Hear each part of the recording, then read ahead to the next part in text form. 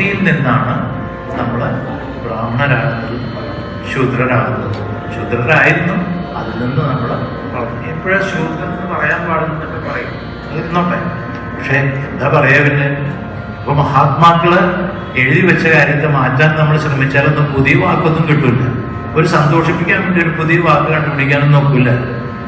അതുകൊണ്ട് ശൂദ്രനായിട്ട് ജനിക്കുന്ന നമ്മൾ വിദ്യ കൊണ്ട്, ഈ അമ്മയുടെ അനുഗ്രഹം കൊണ്ട് നമ്മുടെ ബുദ്ധിയെ നല്ല വിധത്തിലാക്കണമെന്ന് പ്രാർത്ഥിക്കുക.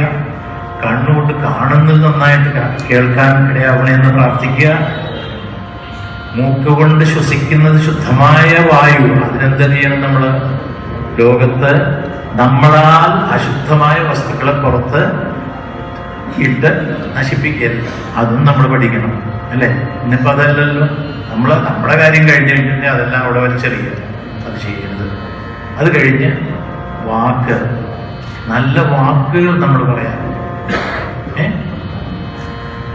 ദു എന്നുള്ളത് ഒരു അക്ഷരമാണ്. അതിനുശേഷം ദുർ എന്ന് പറഞ്ഞാൽ ചീത്തയും, ദുർഗന്ധം, ദുർചിന്ത. അതേസമയം കൃ എന്നുള്ളതും ഒരക്ഷരമാണ്. കൃ അല്ലേ? കൃ എന്ന് പറഞ്ഞ കൃ പറയും, കൃ കൃഷ്ണ പറയും. ഇനി ഒരു പ്രാവശ്യം കൂടി കൃ പറയും, ക്രിസ്തു. അപ്പൊ അതുകൊണ്ട് എന്തെങ്കിലും വ്യത്യാസമുണ്ടോ? അക്ഷരങ്ങൾ യോജിപ്പിക്കുമ്പോഴല്ലേ വ്യത്യാസമുള്ളൂ. അപ്പൊ ഇവിടെ വ്യത്യാസമേ ഇല്ല. അമ്മയുടെ ഉദ്ദേശം എന്താണെന്ന് വെച്ചാൽ ബിന്ദുവാണ്. അവരുടെ ഏറ്റവും വലിയ സ്ഥാനം ബിന്ദു. ആ ബിന്ദുവിൽ നിന്നാണ് സർവഭാഷകളും സർവ ഭാവങ്ങളും സർവ അക്ഷരങ്ങളും സർവവാക്കുകളും എല്ലാം വരുന്നതാണ് അവളുടെ ബിന്ദുവിൽ. ആ ബിന്ദുവിലേക്ക് നമ്മൾ ലയിച്ചു ചേരാൻ വേണ്ടി അറിവിനെ ഉണ്ടാക്കുക.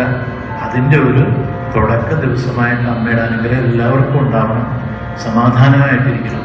മറ്റുള്ളവരുടെ കുറ്റങ്ങളെപ്പറ്റി നമ്മൾ ചിന്തിക്കരുത്.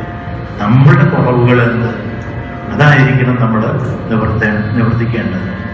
എല്ലാവർക്കും അമ്മയുടെ അനുഗ്രഹം ഉണ്ടാവട്ടെ. അമ്മയില്ലാണ്ട് ആരും ഇവിടെയില്ല, ശരിയല്ലേ? അപ്പൊ അമ്മയോട് നമ്മൾ കോപിക്കാവോ? പാടില്ല. സ്നേഹിക്കണം. അമ്മ അല്പം വഴക്ക് പറഞ്ഞാൽ പോലും അത് തൻ്റെ തെറ്റിനാണ് എന്ന് ഉൾക്കൊണ്ടുകൊണ്ട് നമ്മൾ ശ്രദ്ധിച്ച് കേട്ട് നല്ല കുട്ടികളായിട്ട് പഠിച്ച് സന്തോഷമായിട്ട് നന്മ ഭൂലോകത്ത് പ്രസരിപ്പിക്കാൻ. ആരെപ്പോലെ?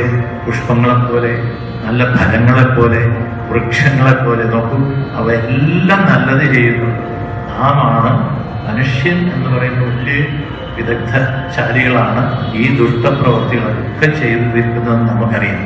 അപ്പം അതുകൊണ്ട് ആ കൂട്ടൊന്നും കെട്ടുകൂടാതെ നാം എല്ലാവരും നല്ല വിധത്തിലിരുന്നാൽ നന്നായിട്ടിരിക്കും. ഓം